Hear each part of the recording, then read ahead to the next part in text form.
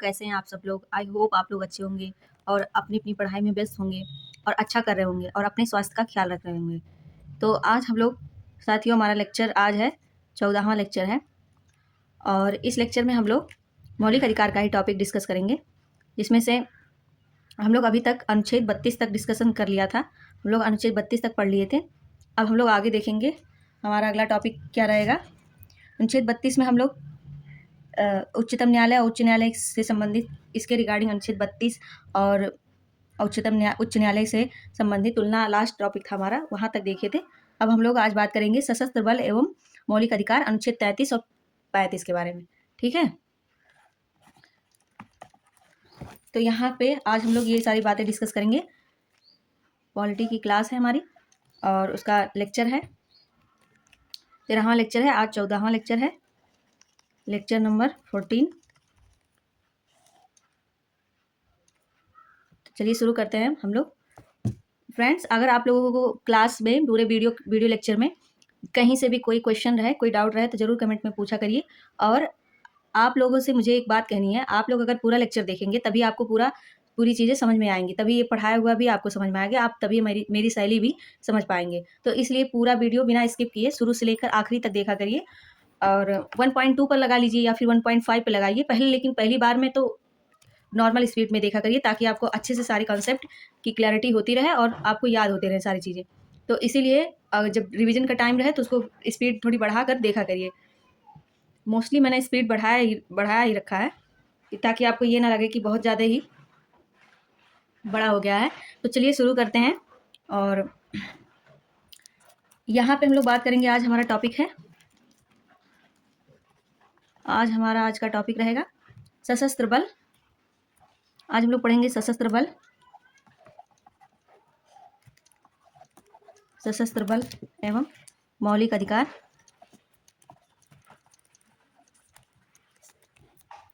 अधिकार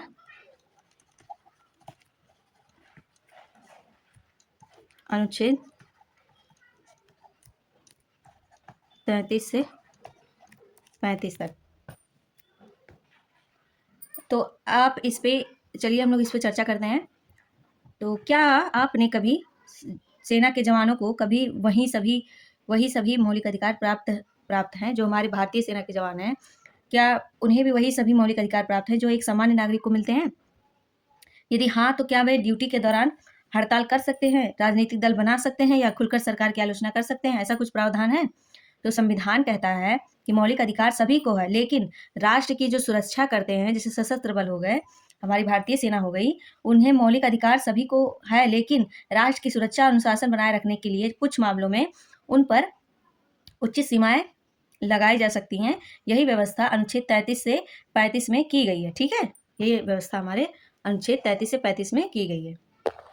यहाँ से हमारी क्यूरियोसिटी बढ़ी, सवाल से शुरू किए हम लोगों ने कि ऐसा क्या सभी के लिए है, लेकिन नहीं, उनके ऊपर उचित अनुशासन सीमाएं लगाई गई हैं। उसके रिगार्डिंग उन्हें अपने आप को बांधते हुए जो प्रतिबंध जो चीज़ें उन पर लगाई गई हैं, टर्म एंड कंडीशन, उसके हिसाब से राष्ट्र की सुरक्षा करने के लिए उन पर अलग अलग तरह के प्रावधान किए गए हैं। अब अनुच्छेद 33 से 35 में मौलिक अधिकारों के विशेष प्रावधान हैं। जैसे कौन से विशेष प्रावधान है? अनुच्छेद 33 एवं 35 में मौलिक अधिकारों के लिए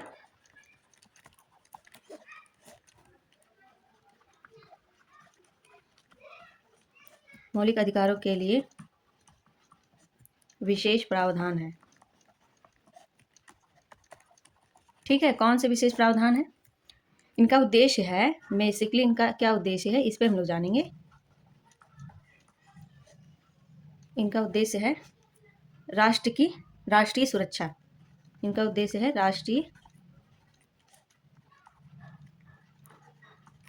राष्ट्रीय सुरक्षा और अनुशासन बनाए रखना।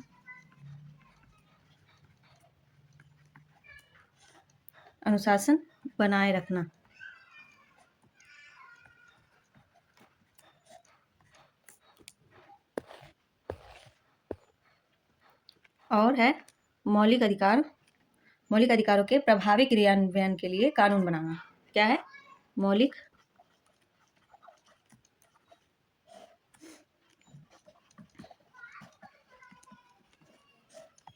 मौलिक अधिकारों के प्रभावी क्रियान्वयन के लिए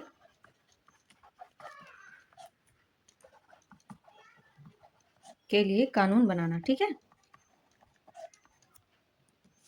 अब हम लोग क्या पढ़ेंगे, अनुच्छेद 33, 34 और 35। चलिए इसके बारे में थोड़ा थोड़ा डिटेलिंग कर लेते हैं। आर्टिकल अनुच्छेद 33। अनुच्छेद 33 में क्या है कि सशस्त्र बलों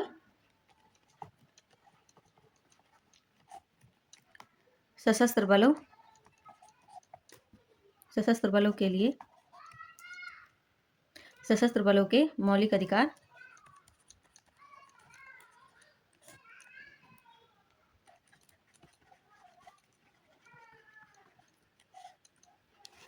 मौलिक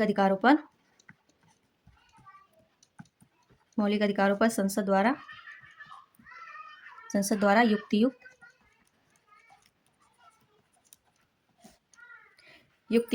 युक्त प्रतिबंध, है ना,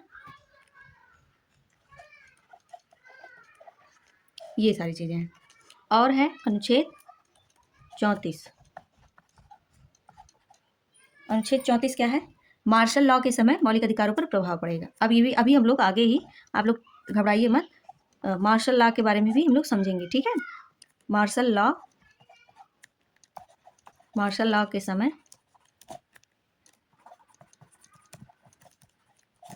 समय मौलिक अधिकारों पर प्रभाव।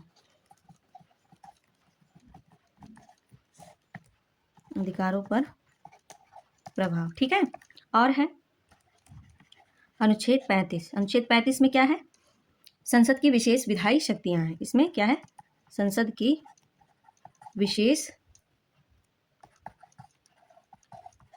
विशेष विधायी शक्ति है। ठीक है, विधायी शक्ति है।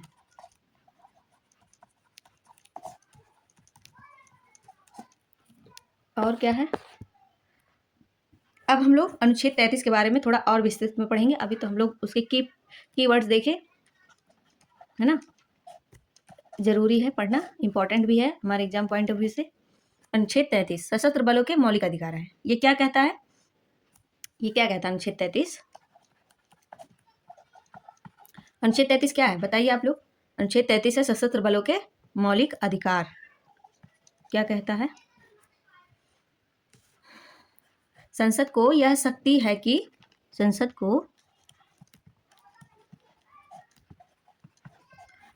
को यह शक्ति है कि वह सशस्त्र बल, वह जो है सशस्त्र बल,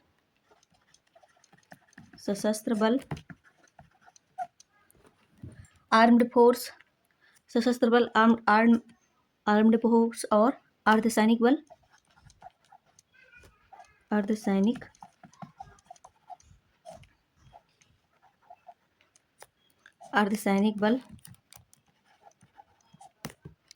और पुलिस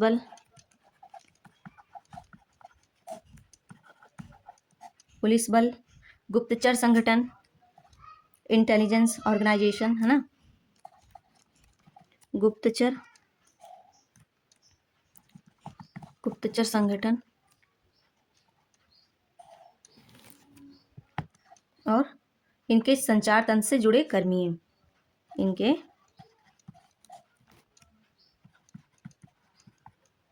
इनके संचार तंत्र से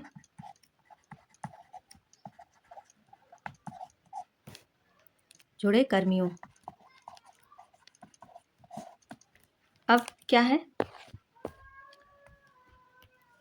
कर्मियों के मौलिक अधिकारों पर उचित सीमा तक प्रतिबंध लगा सकते हैं। ठीक है, क्या है कि इन सबके मौलिक अधिकारों पर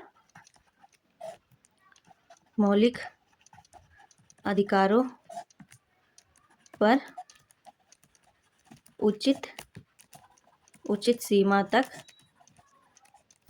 तक प्रतिबंध लगा सकते, उचित सीमा तक प्रतिबंध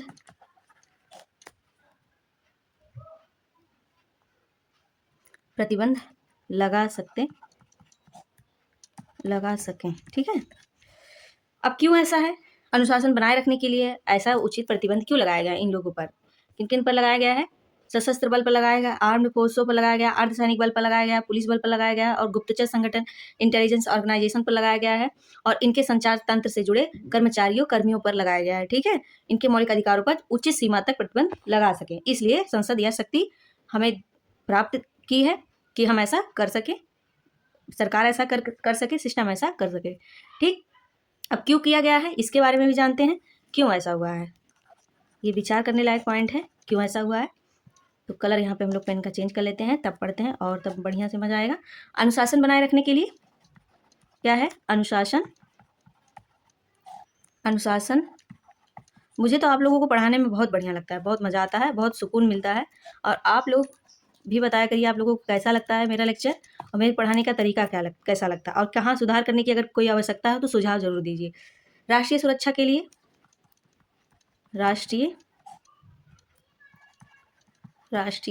के लिए सुरक्षा के लिए है ना। और क्या है? कर्तव्य के प्रभावी निर्वहन के लिए, कर्तव्य के प्रभावी निर्वहन के लिए है ना। ये सारी चीजें हैं। और माफ करिएगा, और क्या है? जिससे कि यहाँ इसको पहले फिर से रिवीजन करते हैं कि क्यों किया गया है। क्योंकि अनुशासन को बनाए रखा जाए इसलिए किया गया है, रखने के लिए, राष्ट्रीय सुरक्षा के लिए, कर्तव्य के प्रभावी निर्वहन के लिए ऐसा किया गया है। ठीक है।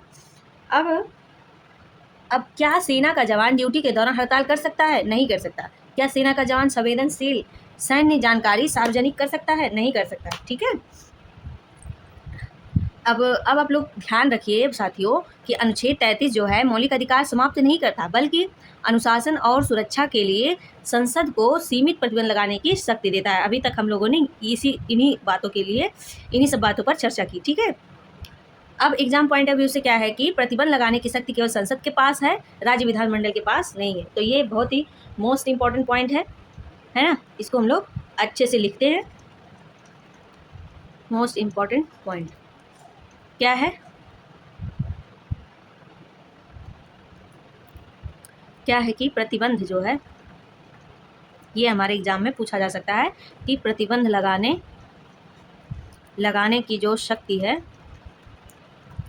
लगाने की शक्ति केवल जो है केवल संसद के पास, एक मिनट, संसद के पास है ना। राज्य विधानमंडल के पास ये नहीं है, राज्य विधानमंडल के पास नहीं है। प्रतिबंध लगाने की शक्ति केवल और केवल संसद के पास है, राज्य विधानमंडल के पास नहीं है।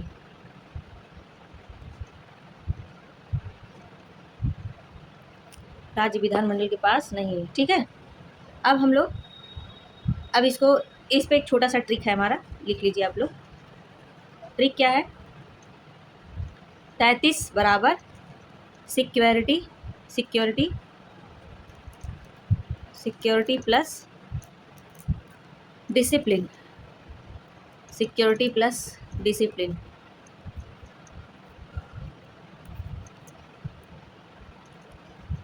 सिक्योरिटी प्लस डिसिप्लिन, ये हमारा 33 equal to security plus discipline, ये हमारा ट्रिक है। इसको हम लोग ध्यान रख सकते हैं, है ना। अब हम लोग आगे जानेंगे अनुच्छेद 34, अनुच्छेद 34, आर्टिकल 34, मार्शल लॉ। क्या है? मार्शल लॉ भी मैंने आपको बताया था ना पहले शुरुआत में, क्लास की स्टार्टिंग में, कि आपको मार्शल लॉ बताया जाएगा, आप लोग निश्चिंत रहिए। मार्शल लॉ क्या है? मार्शल लॉ जब किसी क्षेत्र में अत्यंत गंभीर अशांति या विद्रोह जैसी स्थिति उत्पन्न हो जाए और सामान्य प्रशासन प्रभावी ढंग से काम ना कर सके, तब सेना की सहायता से विशेष व्यवस्था लागू की जा सकती है ना। इसे ही हम लोग मार्शल लॉ कहते हैं। मार्शल लॉ कहाँ लगा? जैसे कि अभी उदाहरण के तौर पे देखें तो प्रेजेंट टाइम का एग्जाम्पल है मणिपुर राज्य में भी मार्शल लॉ लगाया गया है। क्यों लगाया गया है? क्योंकि वहाँ अत्यंत गंभीर अशांति और विद्रोह जैसी स्थिति उत्पन्न हो गई थी। दो समुदाय के बीच विद्रोह हो गया था। एक लड़की को आप लोगों को ये न्यूज़ तो पता ही होगा, इस पर मुझे ज़्यादा डिटेलिंग देने की आवश्यकता नहीं है। हम लोग पढ़ रहे हैं तो अपने करंट अफेयर तो पढ़ते ही रहते हैं, है ना। और विद्रोह जैसी स्थिति उत्पन्न हो गई थी, तो सरकार ने वहाँ पे सामान्य प्रशासन प्रभावी ढंग से काम नहीं कर सक रहे थे, है ना। जो वहाँ पे सरकार थी, जो सामान्य प्रशासन था, वो अब फेल हो गई थी, नहीं कर पा रही थी। तब सेना की सहायता से सरकार ने वहाँ पे व्यवस्थाएं लागू की, जिससे कि सारी चीज़ें वेल सेटल हो जाए, शांति बनी रहे, कहीं से कोई विद्रोह दंगा फसाद ना होने पाए। इसलिए सेना का सहायता लिया जाता है वहाँ पे। तो जब जहाँ सेना की सहायता ली जाती है सरकार के द्वारा, तो वहाँ पे मार्शल लॉ लगा दिया जाता है। अब किस स्थिति में? जब विद्रोह अत्यंत गंभीर स्थिति हो, और विद्रोह हो, अशांति हो, है ना, दंगे हो, बहुत ही गंभीरतापूर्ण स्थिति हो जाए, तब मार्शल लॉ लगाया जाता है। अभी हाल फिलहाल में जंतर मंतर पर प्रोटेस्ट हो रहा है, तो वहाँ पे सरकार धारा 144 लगाई है और विभिन्न प्रकार की धाराएं लगाई है कि इकट्ठा गैदरिंग नहीं कर सकते आप लोग, है ना, भीड़ नहीं इकट्ठा कर सकते, शांतिपूर्ण, सारे प्रोटोकॉल लगाए गए हैं। लेकिन वहाँ पे मार्शल लॉ नहीं लगाया गया। प्रोटेस्ट के दौरान पुलिसिंग की गई है, दिल्ली पुलिस को तैनात किया गया है। तो ये सारा न्यूज़ का विषय है, करंट का विषय है, आप लोग जान रहे हैं। बस मुझे उदाहरण के तौर से मैंने आपको बताया। तो वहाँ पे मार्शल लॉ नहीं लगाया गया, वहाँ पे सशस्त्र बल, अर्धसैनिक बल, ये सब नहीं उतारा गया। सिर्फ और सिर्फ वहाँ की केंद्रीय जो पुलिस है वो उतारी गई है, ठीक है। तो ये बातें आपको क्लियर हो गई, आई होप। मुझे लगता है आपको समझ में आया होगा। नया समझ में आया हो तो फिर से पूछिएगा कमेंट में। अनुच्छेद 34 क्या कहता है? अनुच्छेद 34 हमें ये बताता है कि यदि किसी क्षेत्र में मार्शल लॉ लागू किया गया है, तो उस क्षेत्र में कानून व्यवस्था बनाए रखने के लिए किए गए कार्यों के संबंध में संसद कानून बना सकती है, और कुछ मामलों में संबंधित अधिकारियों को संरक्षण इन भी प्रदान कर सकती है, इंडेमनिटी भी प्रदान कर सकती है, संरक्षण, ठीक है। संसद जो है कानून इस पे बना सकती है। ये छोटा सा वर्ड लिख लेते हैं हम लोग। क्या है कि मार्शल लॉ जब लागू किया गया है, तो उस क्षेत्र की कानून व्यवस्था, जैसे कि मणिपुर ले लेते हैं, मणिपुर की कानून व्यवस्था बनाए रखने के कानून व्यवस्था को बनाए रखने के लिए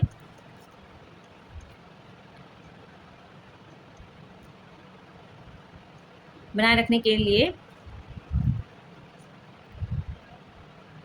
के लिए कार्यों के संबंध में, वहाँ के कार्यों के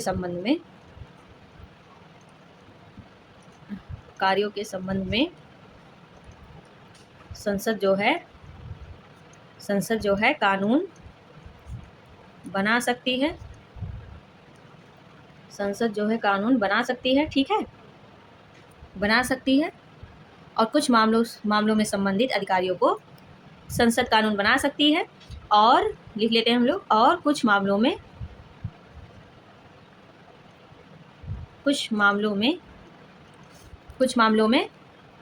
संबंधित अधिकारियों को, उस कार्य से संबंधित अधिकारियों को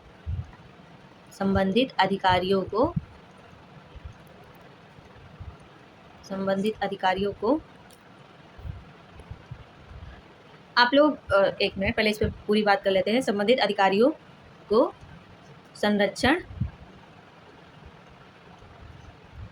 संरक्षण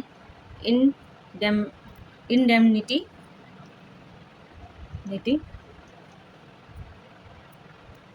भी प्रदान कर सकती है,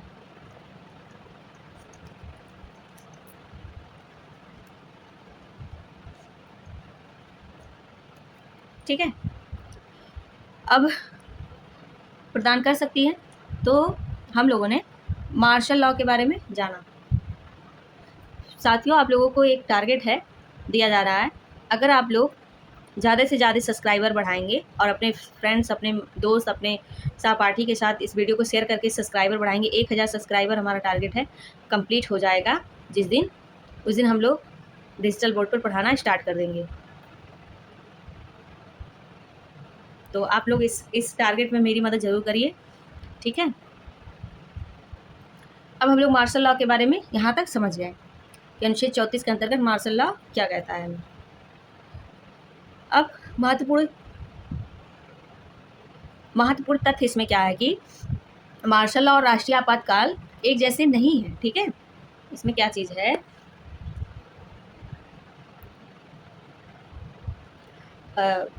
एक मिनट, मार्शल लॉ और राष्ट्रीय आपातकाल जो है वे एक जैसे चीज़ें नहीं हैं, इनमें भिन्नता है। अब अंतर हम लोग इसमें स्पष्ट कर लेते हैं, नहीं तो हमें कन्फ्यूजन हो जाएगा। मार्शल लॉ,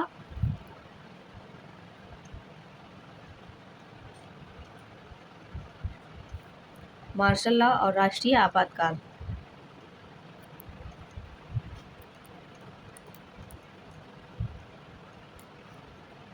राष्ट्रीय आपातकाल,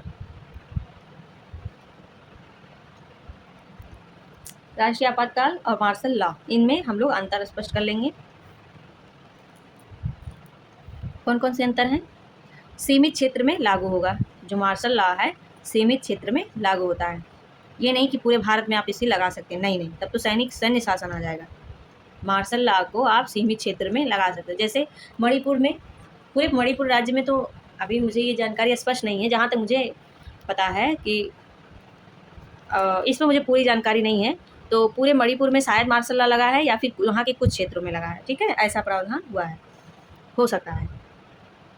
और राष्ट्रीय आपातकाल में क्या है, पूरे भारत या उसके किसी भाग में लागू हो सकता है।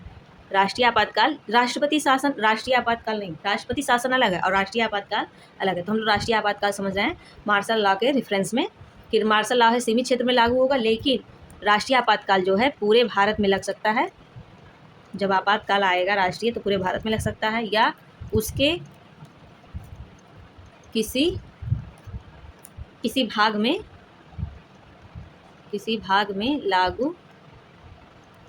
लागू हो सकता है। ठीक है, और क्या है,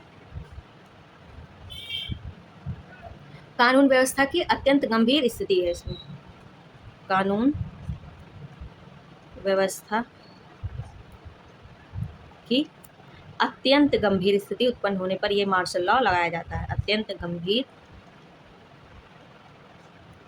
गंभीर स्थिति है, अत्यंत गंभीर स्थिति पर यह लागू होता है। और राष्ट्रीय आपातकाल कब लागू होगा? कब? जब युद्ध हो, किसी दूसरे देश से हमारे देश के बीच में युद्ध छिड़ जाए, है ना, और बाहरी आक्रमण हो जाए, कोई दूसरा देश हमारे ऊपर आक्रमण कर दे, बाहरी आक्रमण या सशस्त्र विद्रोह के आधार पर, सशस्त्र विद्रोह के आधार पर। ठीक है, इस स्थिति में राष्ट्रीय आपातकाल लग सकता है। और कहाँ और कब लग सकता है, तो चलिए और बात करते हैं इस पर, सारी क्लैरिटी होनी चाहिए हमें। अनुच्छेद 34 से संबंधित है, ये भी एक लाइन है याद करने लायक। अनुच्छेद 34 से संबंधित है मार्शल लॉ, याद रखिए ध्यान से, एकदम बढ़िया से अपने दिमाग में बैठाते हुए चलिए। अनुच्छेद 34 जो है मार्शल लॉ से संबंधित है, और अनुच्छेद 352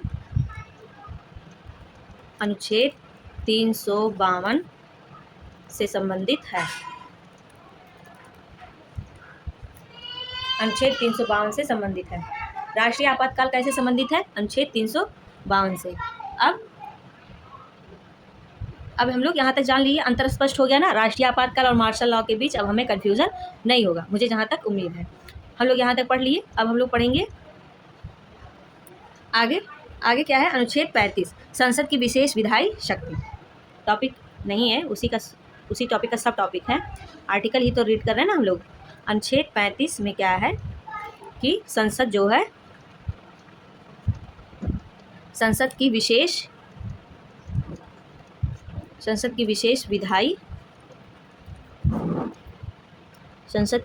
विधायी शक्ति। ठीक है, अब क्या कहता है ये क्या कहता है? अनुच्छेद 35 क्या कहता है? अनुच्छेद 35 जो है, कुछ विषय ऐसे हैं जिन पर केवल संसद कानून बनाएगी। अनुच्छेद 35 में ये कहा गया है कि कुछ विषय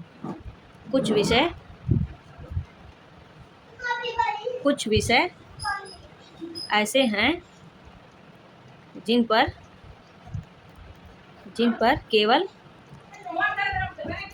केवल संसद कानून बनाएगी। अब उदाहरण में, जैसे अनुच्छेद क्या कहता है, अनुच्छेद 35, कुछ विषय ऐसे हैं जिन पर केवल संसद कानून बनाएगी, और जैसे कि एग्जाम्पल में है अनुच्छेद 16, अनुच्छेद 16 का 3 इस पर बना सकती है। अनुच्छेद 32 के रिगार्डिंग हो सकता है, अनुच्छेद 32, और अनुच्छेद 33 और है अनुच्छेद 34।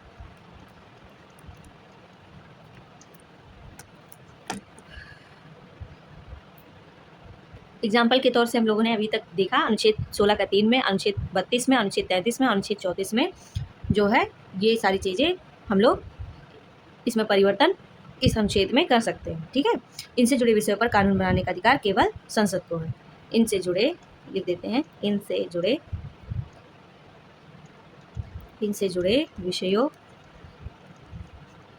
विषयों पर कानून बनाने का अधिकार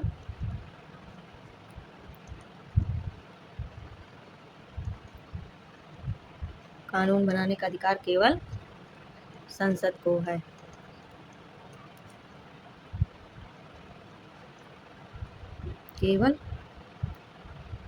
केवल संसद को है। ठीक है, अब हम लोग आगे देखेंगे।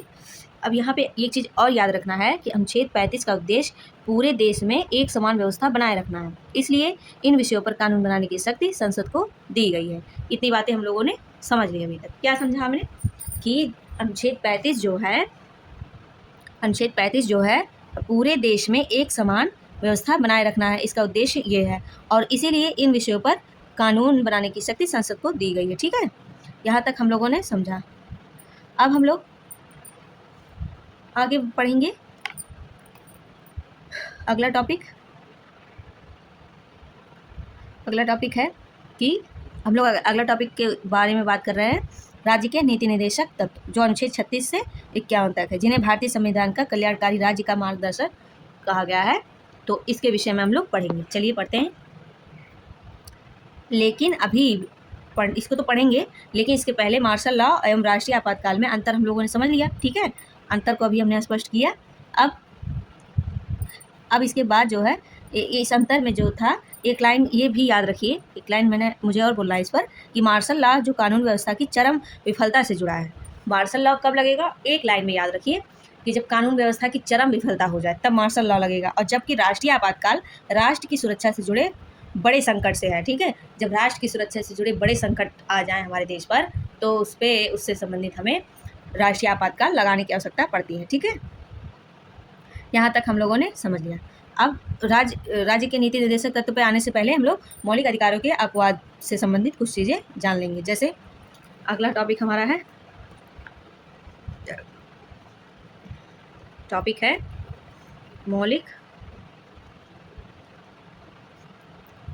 मौलिक अधिकारों के अपवाद।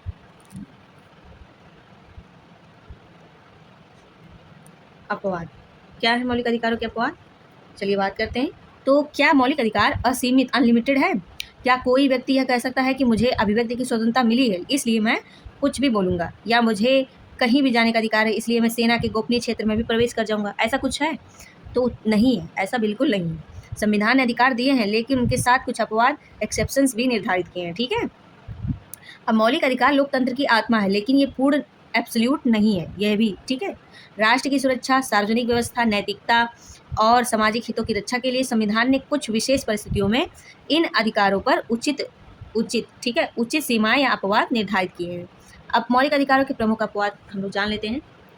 अपवाद कौन कौन से हैं? एक तो है पहला रीजनेबल रिस्ट्रिक्शन। एक तो ये है रीजनेबल, अगर रीजनेबल चीज़ें हैं तो उस पर रिस्ट्रिक्शन लगेंगे ही लगेंगे। ठीक है, ये चीज़ है।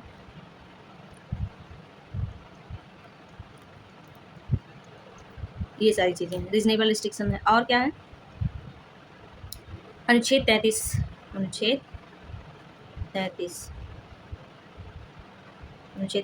और है अनुच्छेद 34, ये इसके रिगार्डिंग रिस्ट्रिक्शन है ना। और है चौथा अनुच्छेद 35। अभी मैंने आपको ये सारी चीज़ें बताई। और है पांचवा राष्ट्रीय आपातकाल की स्थिति में राष्ट्रीय आपातकाल की स्थिति में हमारे मौलिक अधिकारों पर प्रतिबंध और रिस्ट्रिक्शन रीजनेबल लग सकते हैं। ठीक है, आप लोग इतना ध्यान रखिए। राष्ट्रीय आपातकाल में कौन कौन से अनुच्छेद हैं? आर्टिकल 352, 358, 359, ये सारे आर्टिकल जो है अनुच्छेद 352 से लेकर 359 तक राष्ट्रीय आपातकाल से संबंधित हैं। अब पहला अपवाद है युक्तियुक्त प्रतिबंध। रीजनेबल रिस्ट्रिक्शंस में कौन कौन से होते हैं? अधिकांश मौलिक अधिकार पूर्ण नहीं है, एब्सोल्यूट नहीं है। तो जैसे कि अभिव्यक्ति की स्वतंत्रता अनुच्छेद 19 भी एब्सोल्यूट नहीं है। ऐसा नहीं है कि आपको बोलने की स्वतंत्रता तो मिली है तो आप कुछ भी बोलते जाएं, गाली गलौज करें, उल्टा सीधा बोलें, कुछ भी बोलें, नहीं, ऐसा नहीं है ना। सभा की स्वतंत्रता, आपको इकट्ठा होने की स्वतंत्रता मिली है कि आप सम्मेलन संगोष्ठी कर सकते हैं, लेकिन ऐसा नहीं है कि मतलब कुछ भी करने लगे। संगठन बनाने की स्वतंत्रता, वो भी संगठन भी बनाइए, लेकिन उस पर जो है भारत के किसी भी प्रकार से ये नहीं कि आतंकवादी संगठन बनाने लग जाए, नहीं, ऐसा कुछ नहीं है। इन पर निम्न आधारों पर जैसे इन पर जो है उचित प्रतिबंध लगाए, जैसे भारत की संप्रभुता एवं अखंडता जो है आने नहीं आना चाहिए। चलिए इसको लिखते हैं हम लोग, बढ़िया से नोट्स हमारा तैयार हो जाएगा। अधिकांश मौलिक अधिकार जो है एब्सोल्यूट नहीं है, ये तो बात आपको समझ में आ ही गई। जैसे कि कौन कौन से हैं? अभिव्यक्ति की स्वतंत्रता, अभिव्यक्ति की स्वतंत्रता, अभिव्यक्ति की स्वतंत्रता आर्टिकल 19। और क्या है? सभा की स्वतंत्रता, सभा की स्वतंत्रता। और क्या है? संगठन बनाने की स्वतंत्रता, बनाने की स्वतंत्रता। ठीक, इन पर निम्न आधारों पर प्रतिबंध लगाए जा सकते हैं। इन तीनों पर निम्न आधार पर प्रतिबंध लगा सकते हैं। कौन कौन से आधार हैं? भारत की संप्रभुता एवं अखंडता पर, राज्य की सुरक्षा के विषय पर, सार्वजनिक व्यवस्था पर, पब्लिक ऑर्डर पर, शिष्टाचार एवं नैतिकता पर, न्यायालय की अवमानना पर, मानहानि पर, अपराध के लिए उकसावा, है ना, इन सब पर प्रतिबंध लगाए जा सकते हैं। यदि कोई व्यक्ति सोशल मीडिया पर हिंसा भड़काने की अपील करे तो सरकार कार्रवाई उस पर कर सकती है। ठीक है, अब जैसे यहाँ पे हमारे प्रेजेंट टाइम में प्रोटेस्ट हो रहा है, तो कुछ लोग बहुत ही महानुभाव, बहुत ही ज्ञानी लोग हैं, है ना, अपने आप को समझते हैं पर है नहीं, कह रहे हैं कि दहशतगर्द आए हैं, स्टूडेंट तो आए ही नहीं है, जो पढ़ने वाले हैं वो बैठ के पढ़ रहे हैं। अरे नहीं, ऐसा कुछ नहीं है। ठीक है, सारे बच्चों की पीड़ा है। जो बच्चों ने आत्महत्या की है, 21 बच्चों ने, 21 कोई गिनती नहीं है, वो सही कह रहे हैं सारे लोग जो वहाँ पे हैं। ये उनके परिवार, 21 से जुड़े कितने परिवार जुड़े रहते हैं, एक परिवार में कितने सदस्य होते हैं, सारे लोगों को इफेक्ट पड़ा है। ठीक है, और साथ ही साथ जो बच्चे हैं उनका मेंटली जो अनवेल है उनका हिसाब कौन देगा। ठीक है, तो ऐसा कुछ नहीं है ना। जो प्रोटेस्ट हो रही है रीजनेबल है, उचित मांग है, उस पर सरकार को ध्यान देना चाहिए और बच्चों की बात से सुननी चाहिए, जिससे कि फिर ऐसा कभी ना हो, ऐसी कुछ घटना ना होने पाए, है ना। और है दूसरा पद है अनुच्छेद 33। अनुच्छेद 33 में क्या है? संसद। अनुच्छेद 33 में संसद है। अपवाद दूसरा है 33, आर्टिकल 33। ये आर्टिकल आगे लिखना चाहिए, पीछे नहीं। ठीक है, आर्टिकल 33 में संसद जो है कहाँ पे? सेना पर, अर्धसैनिक बल पर, पुलिस पर, गुप्तचर संगठन पर के कर्मचारियों के मौलिक अधिकारों पर अनुशासन बनाए रखने के लिए उचित प्रतिबंध लगा सकती है। ऐसा हम लोगों ने अभी पढ़ा, जस्ट अभी पढ़ा है। तो सेना का जवान हड़ताल नहीं कर सकता। सेना का जवान अपने यहाँ अपने जो वहाँ की सिस्टम है, वहाँ की गोपनीयता को रिवील नहीं कर सकता। वो किसी भी, चाहे उसका कोई कितना भी पर्सनल क्यों ना हो, अगर पूछे तो वो नहीं बता सकता। वो उसके अधिकारों पर ये सारे रिस्ट्रिक्शन लगे हुए हैं। तीसरा पद है अनुच्छेद 34 में क्या है कि यदि किसी क्षेत्र में मार्शल लॉ लागू हो, मार्शल लॉ, तो संसद विशेष कानून बना सकती है। जैसे कि अत्यधिक हिंसा वाले क्षेत्र में विशेष व्यवस्था लागू करना, जैसे कि हमारा हो गया मणिपुर। चौथा पद है अनुच्छेद 35, कुछ विषयों पर केवल संसद ही कानून बना सकती है। इसको हमने पढ़ा, तो अनुच्छेद 33 एवं 34 से संबंधित है। अब पांचवा अपवाद है राष्ट्रीय आपातकाल। यदि युद्ध, बाहरी आक्रमण, सशस्त्र विद्रोह हो गया हो के कारण राष्ट्रीय आपातकाल लागू हो सकता है, तो संविधान कुछ विशेष प्रावधान कर सकते हैं। अब अनुच्छेद 358 क्या है? राष्ट्रीय आपातकाल जो है यदि युद्ध या बाहरी आक्रमण के आधार पर घोषित हुआ हो, तो अनुच्छेद 19 के अधिकारों का प्रवर्तन स्वतः निलंबित हो जाता है, केवल उस अवधि और उन क्षेत्रों या फिर कानूनों तक जहां यह लागू हो, है ना। इसको लिख लेते हैं। ये हो सकता हो स्टेटमेंट के तौर से हमारे पेपर में हमारे सामने देखने को मिल जाए। अनुच्छेद 358 आगे तो हम लोगों ने विस्तृत पढ़ाई है बहुत ही बढ़िया से, सारी एक एक चीज़ें डिटेलिंग की। अब इसको भी जोड़ के इसको भी इसी वक्त पढ़ लेंगे, निपटा लेंगे, है ना, बढ़िया से याद कर लेंगे तो क्लैरिटी और बढ़िया से हो जाएगी। तो हम लोग चीज़ों को जोड़ कर जब पढ़ लेंगे तो हमें हमारी समझ और बेहतर हो जाएगी और पेपर में हम लोग इसके तहत सवाल जो है गलत नहीं करेंगे। 58 राष्ट्रीय आपातकाल। राष्ट्रीय आपातकाल जो है यदि युद्ध या बाहरी आक्रमण के आधार पर घोषित हुआ हो तो अनुच्छेद 19 के अधिकारों का प्रवर्तन स्वतः निलंबित हो जाता है ना, केवल उस अवधि और उन क्षेत्रों तक या फिर कानून तक जहां पर यह लागू होता है। ऐसी स्थिति में ये चीजें हैं। अब अनुच्छेद 359, अनुच्छेद 359 इसमें क्या है, राष्ट्रपति आदेश द्वारा कुछ मौलिक अधिकारों के प्रवर्तन इन्फोर्समेंट को अस्थायी रूप से निलंबित कर सकते हैं।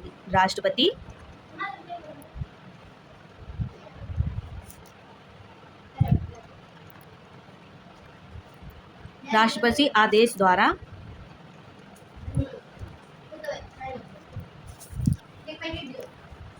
कुछ मौलिक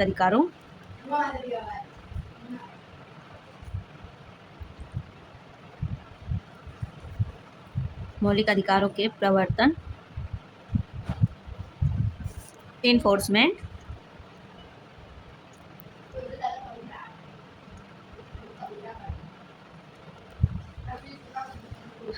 इन्फोर्समेंट को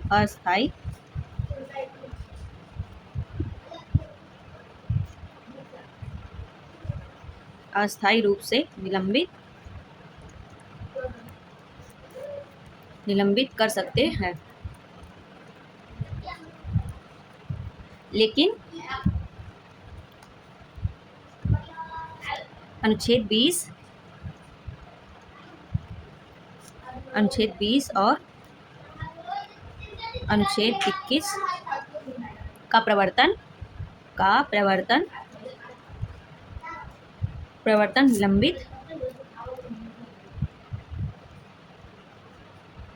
निलंबित नहीं किया जा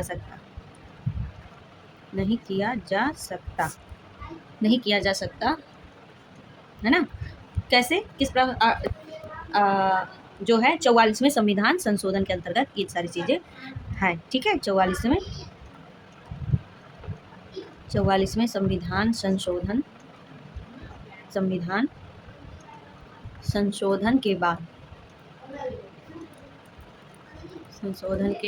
ठीक है। यह परीक्षा का सबसे महत्वपूर्ण तथ्य है कि आपातकाल में भी अनुच्छेद 20 और 21 सुरक्षित रहते हैं। हम लोग क्या पढ़ रहे थे अभी तक कि हम लोग एक चीज़ और लिख लीजिए आप लोग, मोस्ट इम्पॉर्टेंट, कि आपातकाल में, इसी के नीचे ये चीज़ें लिख लेंगे तो और अच्छे से याद हो जाएगा, क्लैरिटी हो जाएगी इस कॉन्सेप्ट पे। आपातकाल में भी अनुच्छेद 20 और 21 जो है सुरक्षित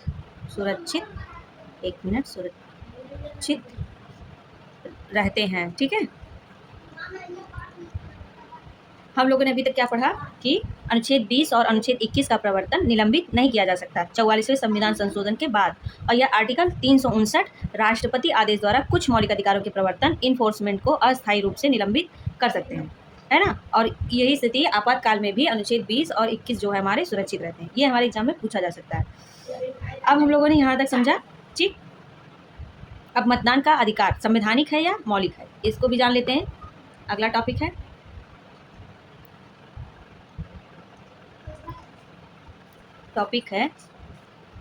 कि मतदान का अधिकार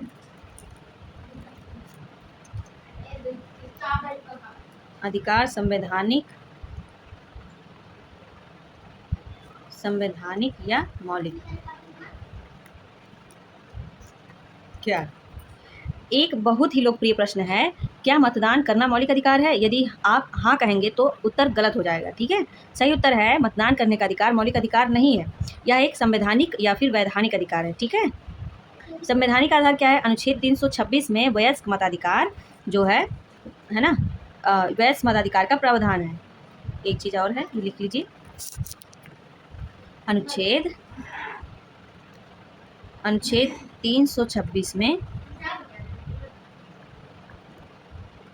वयस्क मताधिकार का प्रावधान है।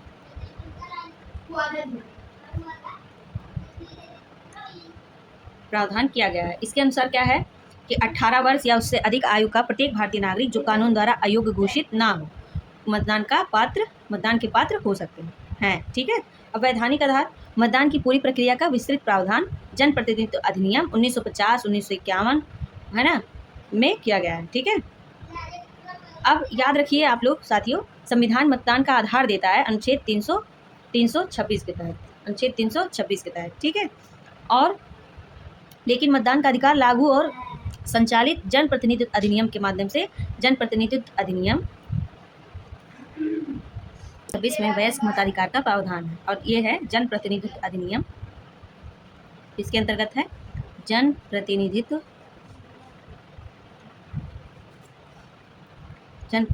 अधिनियम 1950 एवं 1951 में किया गया है। ठीक है। अब यहाँ पे याद रखिए, संविधान जो है हम लोगों ने, संविधान मतदान का आधार देता है अनुच्छेद 326 के अंतर्गत, और इसलिए जो है सर्वोच्च न्यायालय ने इसे मौलिक अधिकार नहीं बल्कि वैधानिक अधिकार माना। अब अधिकार और स्थिति की जो बारे में हम लोग थोड़े और जानकारी स्पष्ट कर लेते हैं। अधिकार जो है मतदान का अधिकार है, और स्थिति जो है इसका संवैधानिक या फिर वैधानिक अधिकार है। और चुनाव लड़ने का अधिकार, ये भी एक अधिकार ही मौलिक अधिकार के अंतर्गत ही आता है, और स्थिति ये भी वैधानिक है। और मौलिक अधिकार है लेकिन स्थिति इसकी नहीं है। अब हम लोग 19 अब यहाँ पे वैधानिक अधिकार और संवैधानिक अधिकार दोनों दिए हैं, तो संवैधानिक अधिकार को प्राथमिकता दें, क्योंकि जो मतदान के अधिकार के प्रयोग का विस्तृत कानूनी आधार जन प्रतिनिधित्व अधिनियम 1950 और 1951 है। संविधान केवल इसका मूल आधार है, अनुच्छेद 326 प्रदान करता है। ये सारी बातें हम लोगों ने अभी समझा। अब जो है भाग 3 के बाहर के अधिकार कौन कौन से? भाग 3 के बाहर के अधिकार, संपत्ति का अधिकार है। एक चीज़ और है, भाग 3 के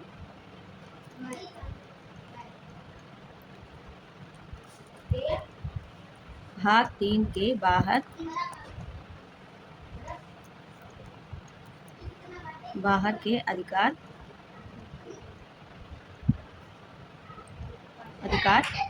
इसमें क्या है कि भाग 3 जो है अनुच्छेद 12 से 35 में केवल मौलिक अधिकार दिए गए हैं। ठीक है। और जो है इसमें क्या क्या है, भाग 3 के बाहर के प्रमुख अधिकार ये भी लिखते हैं, कौन कौन से हैं। पहला है संपत्ति का अधिकार,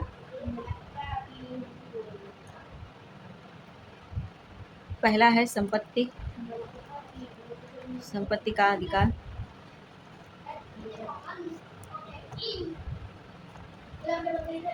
संपत्ति का अधिकार अनुच्छेद 301।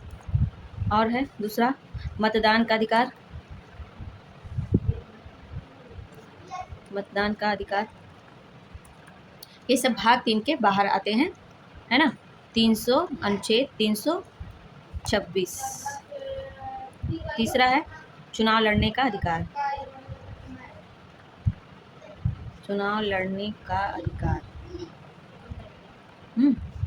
ये भी जो है इसके अंतर्गत आता है। और भाग 3 के बाहर के अधिकार कौन कौन से? अनुच्छेद 12 से 35, संपत्ति का अधिकार अनुच्छेद 301, मतदान का अधिकार अनुच्छेद 326 और चुनाव लड़ने का अधिकार, है ना। अब संपत्ति का अधिकार अनुच्छेद 301 पहले यह जो है अनुच्छेद 31 के अंतर्गत मौलिक अधिकार था, लेकिन जो है 44वें संविधान संशोधन 1978 के अंतर्गत इसे मौलिक अधिकार से हटाकर अनुच्छेद 300A में रखा गया। यह संवैधानिक या फिर वैधानिक अधिकार है। अब जो है संपत्ति का अधिकार मौलिक अधिकार नहीं है। अब जो है कि संपत्ति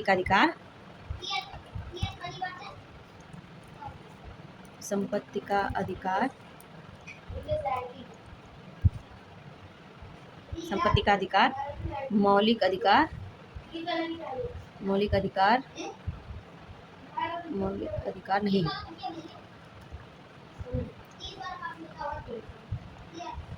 ठीक।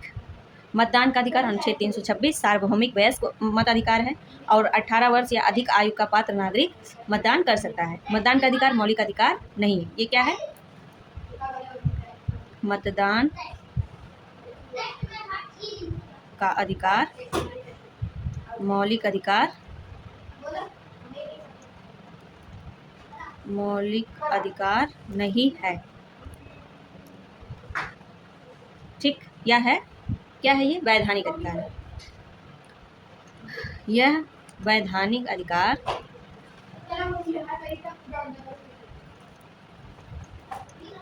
ठीक, वैधानिक है। चुनाव लड़ने का अधिकार, या मतलब क्या चुनाव लड़ना मौलिक अधिकार है? नहीं, यह भी वैधानिक अधिकार। ठीक है। इसका आधार जनप्रतिनिधित्व अधिनियम 1951 के आधार पर है। चुनाव लड़ना, चुनाव लड़ने का अधिकार, चुनाव लड़ने का अधिकार क्या है? ये मौलिक अधिकार है? नहीं, मौलिक अधिकार नहीं है। मौलिक यहाँ पे रहेगा अधिकार, मौलिक अधिकार नहीं है। ठीक है।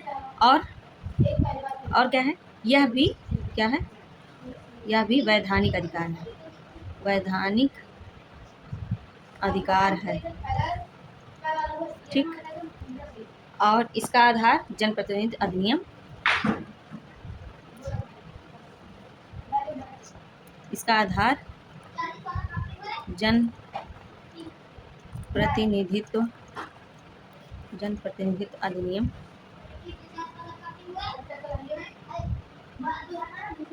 अधिनियम 1951 है। ठीक है। वोट देना और चुनाव लड़ना दोनों मौलिक अधिकार नहीं है। यही जो है परीक्षा में सबसे बड़ा ट्रैप होता है। ठीक है। वोट देना भी एक वैधानिक अधिकार है और चुनाव लड़ना भी एक वैधानिक अधिकार है। अधिकार अनुच्छेद आधार, संपत्ति का अधिकार अनुच्छेद 301। ठीक है। मतदान का अधिकार अनुच्छेद 326 प्लस जनप्रतिनिधित्व अधिनियम, और स्थिति क्या है इसकी? वैधानिक है। और संपत्ति का अधिकार ये भी संवैधानिक अधिकार है। और चुनाव लड़ने का अधिकार जनप्रतिनिधित्व अधिनियम 1951, और ये भी क्या है? वैधानिक है। ठीक है। अब हम लोग का क्या बात करेंगे? यहाँ तक हम लोगों ने समझ लिया, अब आगे समझेंगे। अगले टॉपिक के बारे में कल बात करेंगे हम लोग। तब तक अपना ख्याल रखिए और खूब अच्छे से पढ़ते रहिए और पूरा वीडियो बिना स्किप करे देखिए। आप मुझे पूरा यकीन है आपको पूरा समझ में आएगा। अगर कहीं भी समझ में ना आए, कोई सुझाव हो आपका, तो कमेंट में ज़रूर बताइए। ठीक है। और अपना पूरा ख्याल, अपना अच्छे से ख्याल रखिए, अपने मेंटल हेल्थ का ख्याल रखिए, सबसे ज़्यादा ज़रूरी है इस दौर में। ठीक है। मेंटली स्वस्थ रहिए, मानसिक स्वास्थ्य बहुत ज़रूरी है हमारे लिए, पढ़ने के साथ साथ हर चीज़ों के लिए ये बहुत ज़रूरी है। तो अपना ख्याल रखिए। जय हिंद।